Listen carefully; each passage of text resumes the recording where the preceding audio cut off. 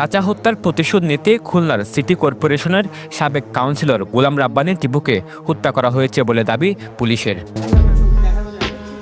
এই জন্য তারা দীর্ঘদিন ধরে পরিকল্পনা করে আসছিলেন।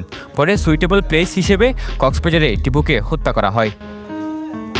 মঙ্গলবার সিলেটের মৌলভীবাজার থেকে টিপু হত্যাকাণ্ডের ঘটনায় হোটেলে সিসিটিভি ফুটেজে দেখা যাওয়া নারীসহ 3 জনকে আটক করা হয়।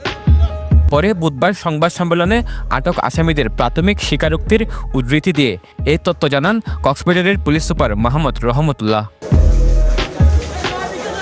তিনি জানান, হত্যাকাণ্ডে নারীকে টুপ হিসেবে ব্যবহার করা হয়েছে। মূলত ঘটনার মাস্টারমাইন্ড শেখ শাহরিয়ার পাপ্পু। ওই নারী খুলনার প্রয়াত কাউন্সিলর টিপুর সাথে কক্সবাজারে গিয়েছিলেন এবং খুনিদের সার্বক্ষণিক তথ্য সরবরাহ করছিলেন। হত্যাকাণ্ডের পর অন্যদের সাথে তিনিও কক্সবাজার ত্যাগ করেন।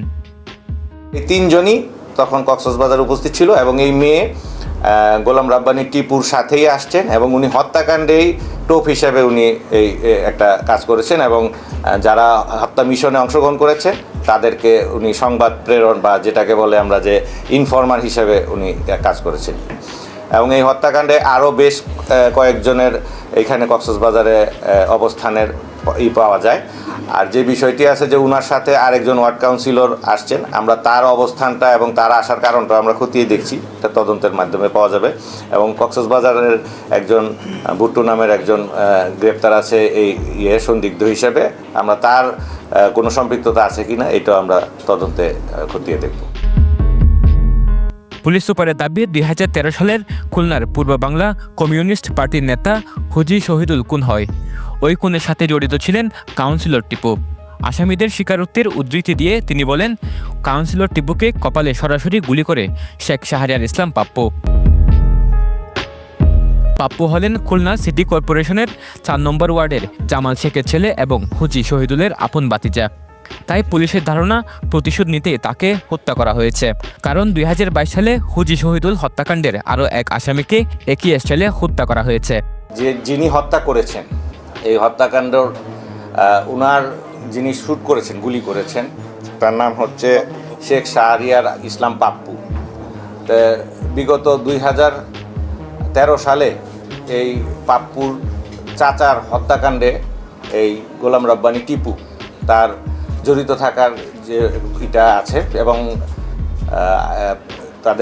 আমাদের মানে গোপন সূত্রে জানা যায় যে এই হত্যাকাণ্ডটা টিপু নিজেও ওই হত্যাকাণ্ডে ফিজিক্যালি উপস্থিত ছিল। তো এখানে একটা প্রতিশোধ স্পৃহাও কাজ করেছে এবং ওই যে হুজি শহীদুল, যাকে শাহরিয়ারের যে চাচা, তিনিও পূর্ব বাংলা কমিউনিস্ট পার্টির নেতা ছিলেন। তো এই হত্যাকাণ্ডের দীর্ঘ পরিক্রমার মধ্যে এটা আসে এবং ওই ঘটনায় যে 4 জন আসামি যারা ওই হুজি শহীদের হত্যাকাণ্ডে জড়িত ছিল, তাদের একজন 2022 সালে এই একই মোডাস অপারেন্ডিতে তাকে হত্যা করা হয়েছিল। মৌলভীবাজার থেকে 3 আসামি আটকের পর হত্যাকাণ্ডে ব্যবহৃত অস্ত্রটি উদ্ধার করা হয় কক্সবাজার শহরের কক্স কুইন হোটেল থেকে। পুলিশের দাবি, অস্ত্রের ফরেনসিক পরীক্ষা না করলেও অস্ত্রের ধরন এবং উদ্ধার হওয়া অবশিষ্ট গুলির সাইজ দেখে ধারণা করা হচ্ছে এটি হত্যাকাণ্ডে ব্যবহৃত অস্ত্র। কক্স কুইন রিসোর্টের 208 নম্বর রুমের ফলস ছাদ পাবে, যে বাথরুমের যে ফলস ছাদ, সেইখান থেকে আগ্নেয়াস্ত্র, এই হত্যাকাণ্ডে ব্যবহৃত আগ্নেয়াস্ত্রটিও আমরা উদ্ধার করি এবং আগ্নেয়াস্ত্রের US মেড পিস্তল এবং আগ্নেয়াস্ত্রের থেকে আমরা ম্যাগজিন থেকে আমরা 4 রাউন্ড গুলিও উদ্ধার হয় এবং এই গুলির খোসার সাথেও আমরা আপাত দৃষ্টিতে যে ব্যবহৃত এবং ঘটনাস্থল থেকে যে উদ্ধারকৃত যে গুলির খোসাটা, সেটাও আমরা মিলিয়ে মোটামুটি আমরা নিশ্চিত হই যে এইটাই হত্যাকাণ্ডে ব্যবহৃত আগ্নেয়াস্ত্র।